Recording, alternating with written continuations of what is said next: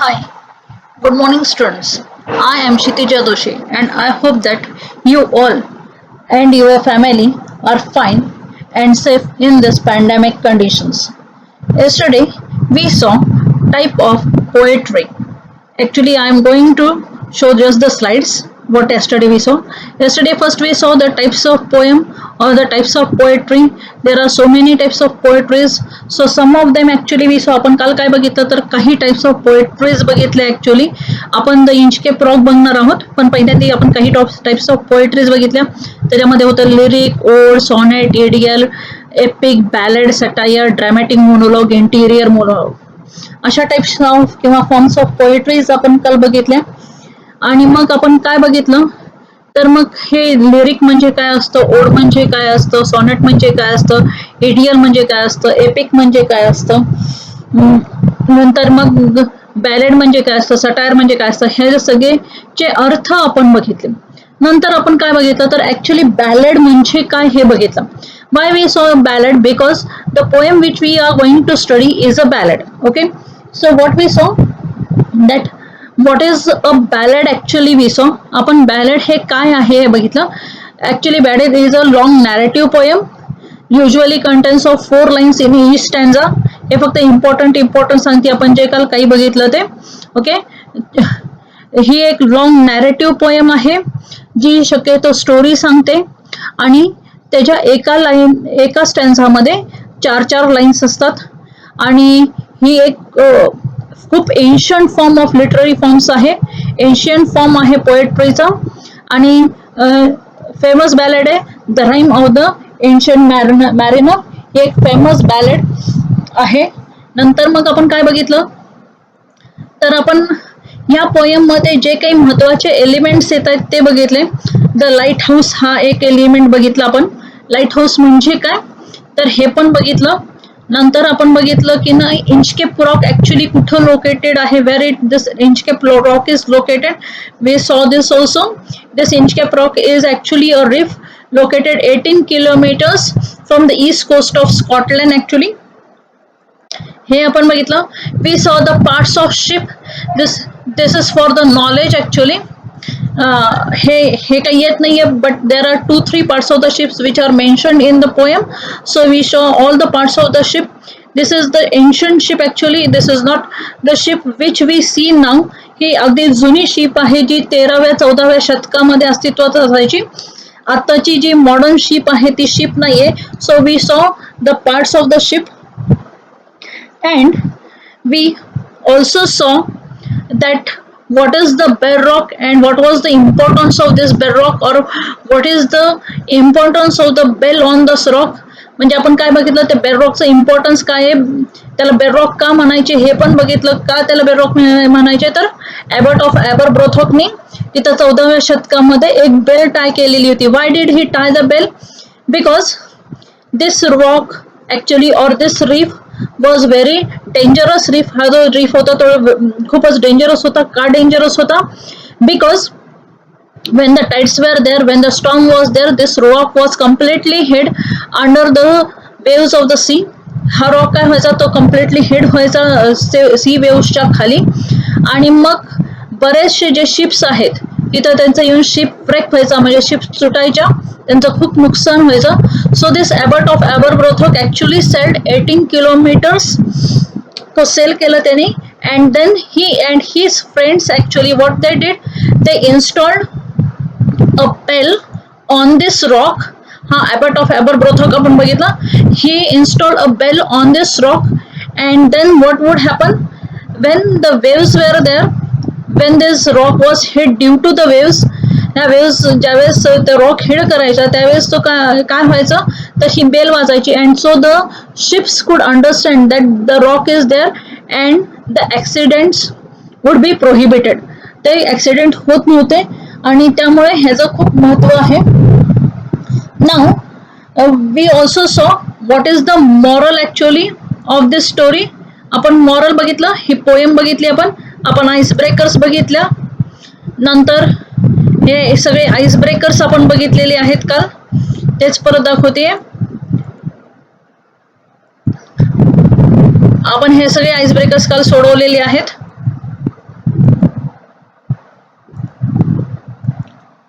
Now we saw also the information of the author also. Robert साऊथीची information आपण काल बघितलेली आहे. Now what is the title of the poem? This also we saw. How significant the title of the poem is, how accurate the title of the poem is, this also we saw. तो कसा accurate आहे हे पण बघितलेलं आहे आपण. Then we saw where this actually Inchcape rock situated. हे Inchcape प्रॉच कुठं situated आहे हे बघितलं आपण.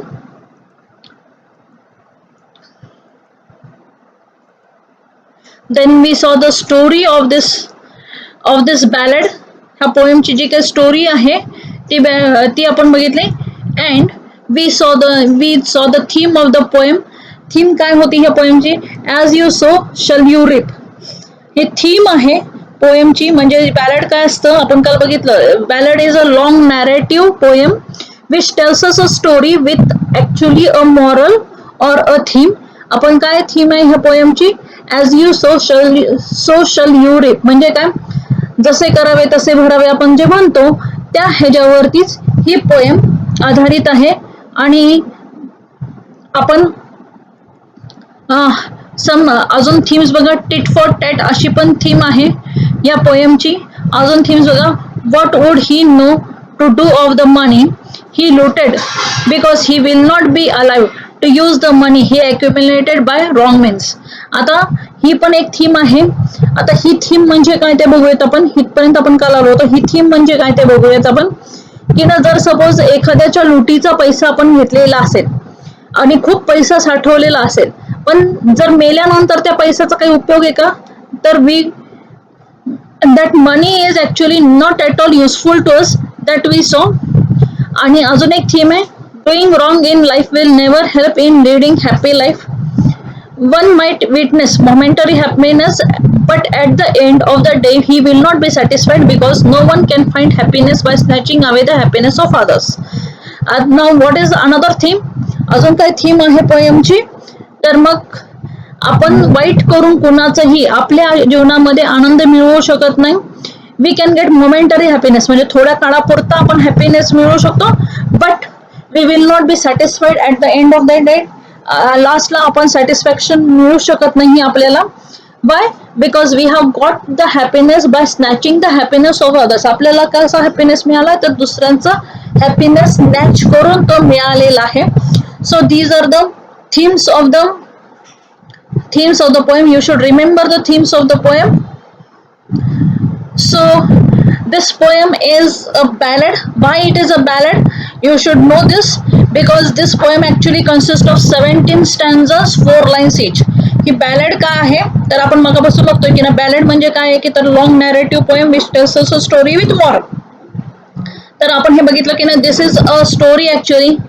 It has got a moral also. And now we are going to see how long this poem is. This poem is 17 stanzas long actually. 17 stanzas ची poem आहे आणि ना प्रत्येक स्टॅन्झाला 4 लाईन्स आहेत. फर्स्ट 2 आणि last 2 lines of each stanza rhyme with each other. Rhyme scheme त्यांची AABB अशी rhyme scheme आहे. So this is a ballad. आता हे stanza wise summary stanza wise आपण पोएम बघूया. No stir in the air, no stir in the sea. The ship was as still as she could be. Her sails from the heaven received no motion. Her keel was steady in the ocean. Now, what is the meaning of this stanza? I have written the meaning of this stanza, but I am going to explain it. In the first stanza of the poem, the poet describes the calmness of the sea. No stir in the air, no stir in the sea. What he is denoting? He is denoting the calmness of the sea. Calmness of the sea म्हणजे काय तर शांतता दाखवतोय. No stir in the air म्हणजे वारं कुठलंही हालत नाही. स्टर म्हणजे हलणे. आपण म्हणतो ना स्टरिंग करत राहायचं असतं. सो स्टर म्हणजे हलणे. No stir in the C. No stir in the C म्हणजे काय तर समुद्रामध्ये पण कसलीही हालचाल नाहीये. म्हणजे वारं नाहीये. समुद्र पण एकदम शांत आहे. This is the calmness what it he shows of the C.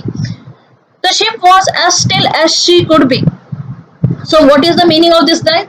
The air, the sea and the ship were all still. The air was still, the ship was still, means ship was also not moving. As the air was not there, the waves were not there, and as the waves were not there, the ship was also not moving. Her sails from heaven received no motions. The sails of the ships were getting motion from the wind. आता हे जे cells आहेत त्याला काहीही motion नव्हतं, ती एकदम संथ शांत तशीच थांबलेली होती.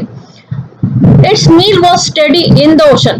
त्याचं जे नील आहे, नील म्हणजे पुढच्या स्लाइड मध्ये मी दाखवलंय, नील म्हणजे ऍक्च्युली काय, नील म्हणजे base or the bottom of the ship. आता नील हा स्टेडी होता म्हणजे स्टेबल होता, ओशन मध्ये तो स्टेबल होता, तो हालत नव्हता, त्याचा जो बॉटम आहे तो हालत नव्हता. Now we will see the meanings.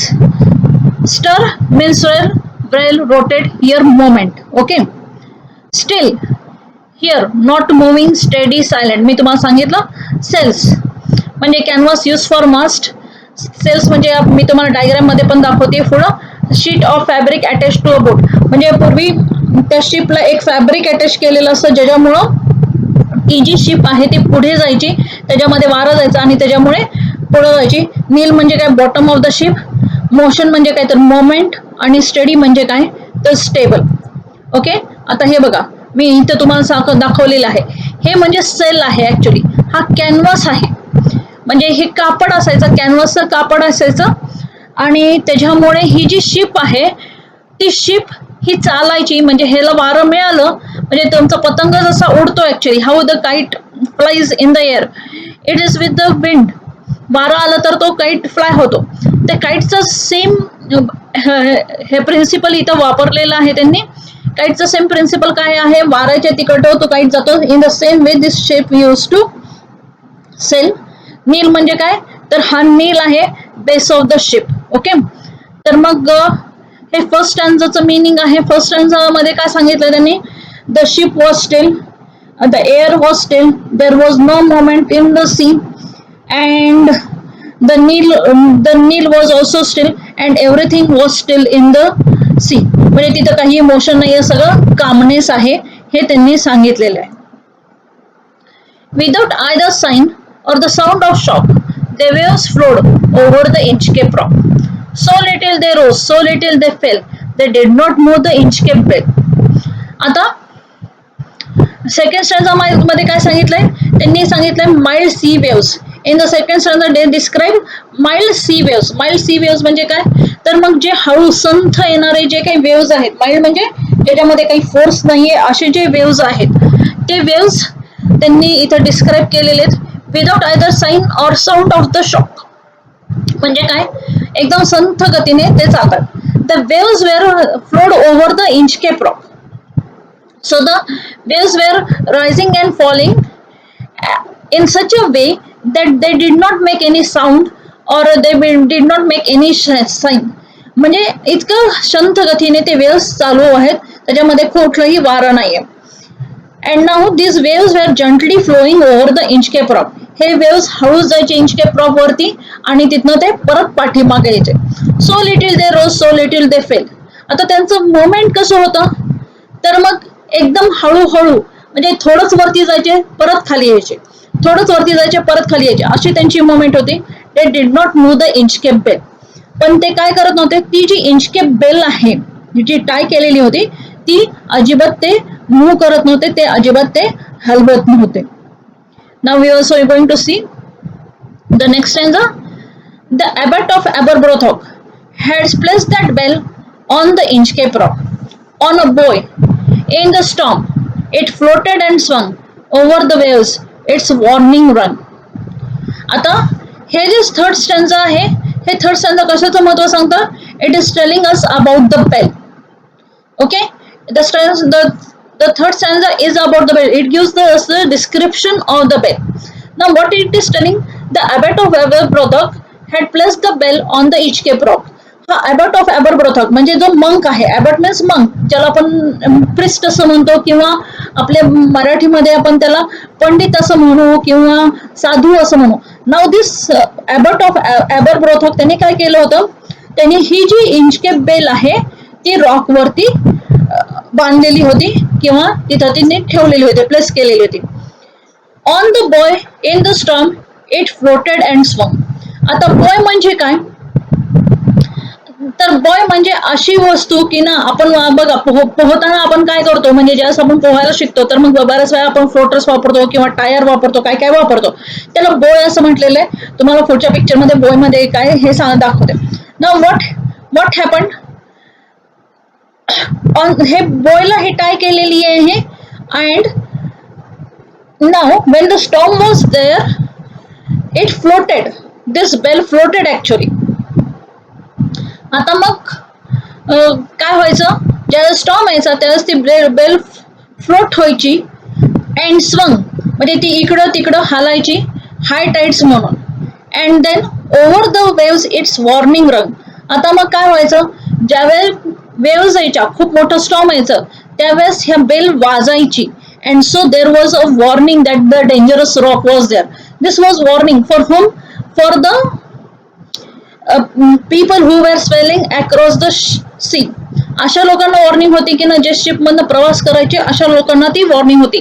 त्या शिप कॅप्टनला किंवा सेलर्सला ती वॉर्निंग होती that the dangerous rock was there. Now this is abbot of Aberbrothok. Okay, ह्या एबट ऑफ एबरब्रोथॉक आहे. In 14th century abbot of Aberbrothok in nearby Angus tied a bell to the Inchcape rock to warn the passing ships of the danger due to the notorious rock. यांनी काय केलं, ही जी bell आहे अशी खूप मोठी bell होती, त्यांनी ही 14व्या शतकामध्ये ही तिथे इंचकेप रॉकला जाऊन टाय केली. का तर वॉर्निंग देण्यासाठी. आता मिनी जोळत ॲबट म्हणजे आपण बघितलं की ना हेड ऑफ ॲबेमंग्स म्हणजे तो हेड होता. Aberbrothok largest town in Scotland. Buoy म्हणजे मी तुम्हाला सांगितलं this is the kind of buoy actually.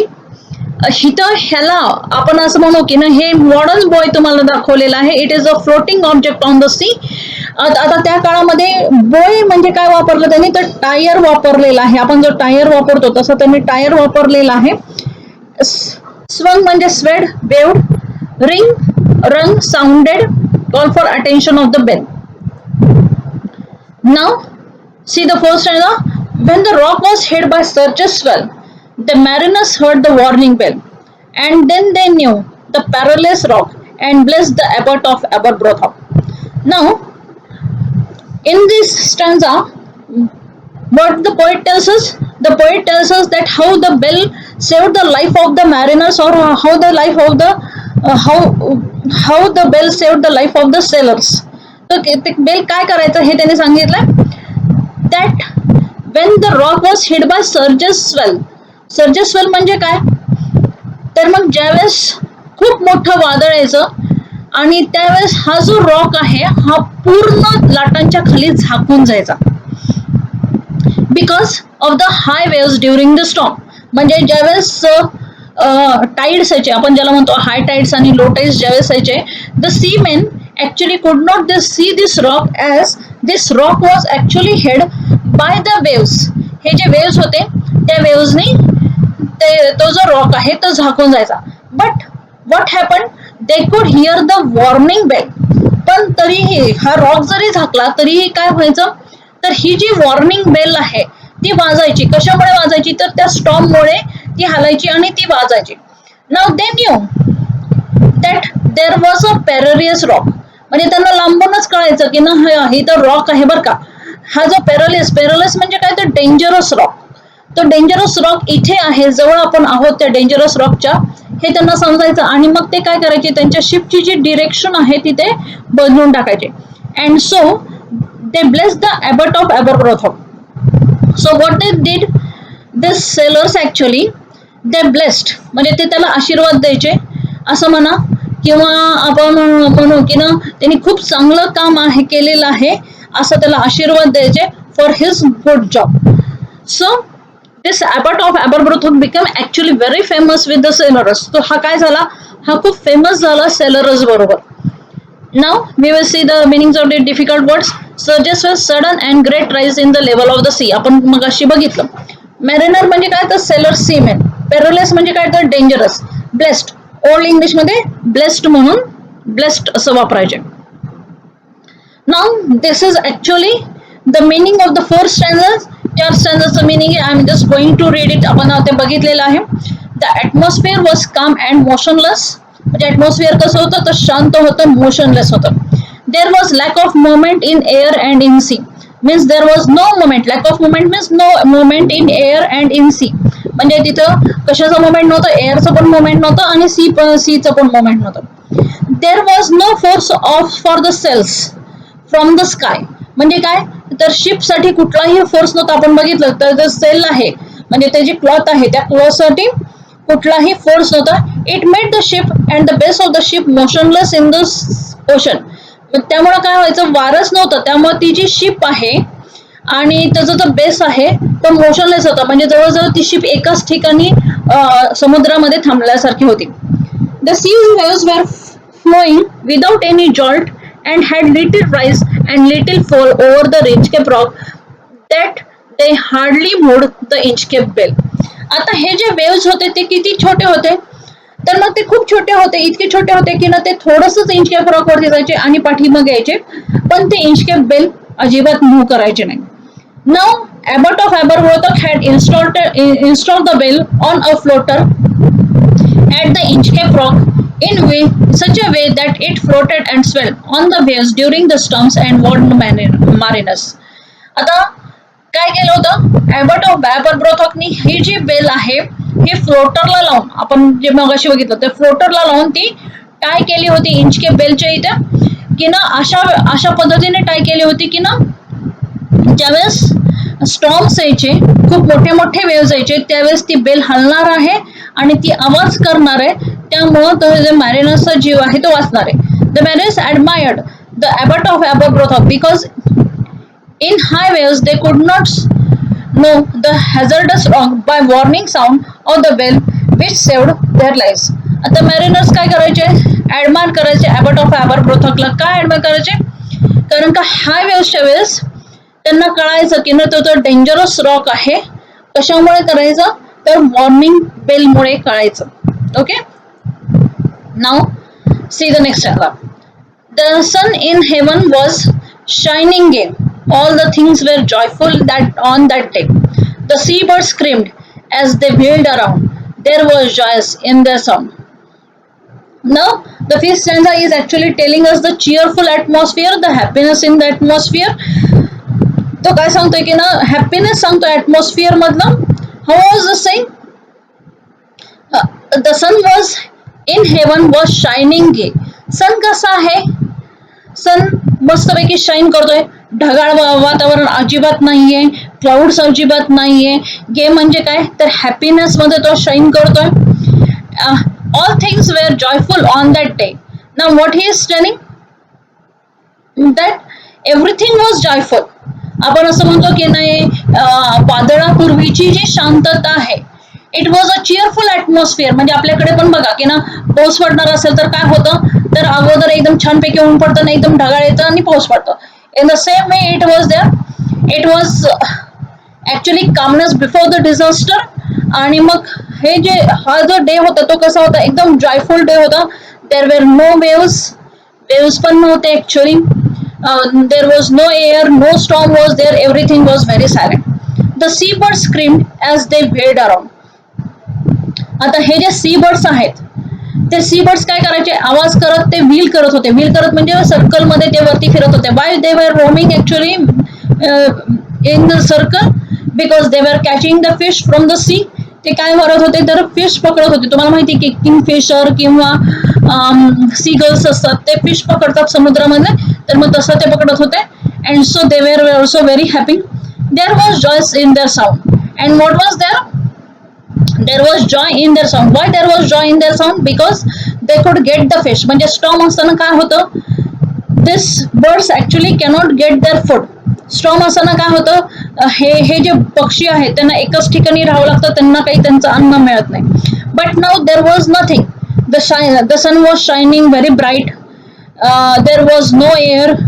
The sea was calm, and now these seabirds actually could catch their food.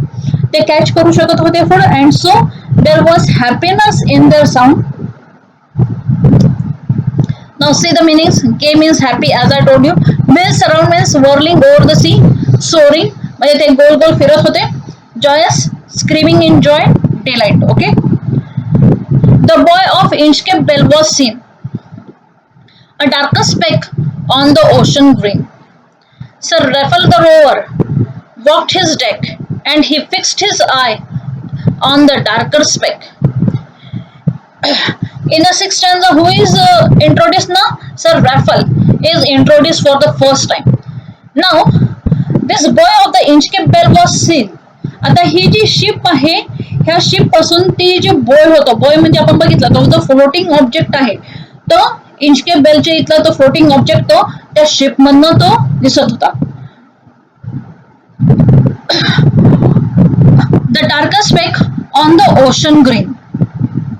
Now, on that fine day, the boy of the Inchcape Rock was clearly seen, and as it was blackish spot in the ocean green. आता हा का दिसत होता? कारण का हा जो spot आहे, हे जे आपण बॉय असं म्हणतोय, हा बॉय कशा कलरचा होता? तर ब्लॅक कलरचा बॉय होता. Now this ocean is actually blue colour, पण इथं ग्रीन दिलेला आहे. So this in this green ocean, this darker speck means this boy was clearly seen by Sir the Raffle the rower. आता ह्या sir Ralph the रोअरला हा जो buoy आहे तो क्लिअरली दिसतोय. Now who is Sir Ralph the Rover? Now this Sir Ralph the Rover is actually a sea pirate. तो कोण आहे? तर त्याला समुद्र डाकू आपण ज्याला म्हणतो, तर तो समुद्र डाकू आहे हा. Okay. And now this Sir Ralph the Rover walked his deck. आता त्याला सर रॅफल द रोअर का म्हटलंय? सर का म्हटलंय? तो डाकू आहे, तो समुद्र चोर आहे, तरी पण त्याला सर रॅफल द रोअर असं म्हटलेलं आहे. आता सर का म्हटलं? तर सर ऍक्च्युली कोणाला म्हणतात? तर जो खूप जेंटलमॅन असतो किंवा जो खूप प्रसिद्ध माणूस असतो त्याला पण सर असं म्हणतात. Now there are two reasons for calling him sir here. त्याला दोन रिझन्स आहेत. एक तर सर म्हणण्यासाठी, because he was the captain of that गँग. त्याच्या पॅरेटची जी गँग होती त्याचा तो कॅप्टन आहे. आणि दुसरं कारण काय? He is a famous pirate. तो चांगला नाही पण वाईट मार्गाने तो फेमस आहे, म्हणून त्याला सर असं पण म्हटलेलं आहे. So what he did, he went to the deck of the vessel. Deck म्हणजे आपण बघितलं जो पुढचा पार्ट आहे, तर शिपचा जो पुढचा पार्ट आहे तिथं तो केलेला आहे. And he fixed his eye on the darker speck. And now he saw that buoy actually तो वेसल कडे गेला आणि त्या डार्कर स्पॉट आहे, डार्कर स्पॉट म्हणजे तो जो बॉय आहे त्याच्याकडे तो बघतोय. Actually he is fixing his eye on that spot. Speck dot आपण इथं भेटलं mark. Sir Ralph the Rover a sea pirate. Deck flooring of the ship, boarding place of the ship आपण बघितलं. Darker space here metaphorically use for Inchcape bell. Inchcape bell साठी हे use केलेलं आहे. He felt the cheering power of spring. It made him whistle. It made him sing. His heart was mirthful to excess, but the rover's mirth was wickedness.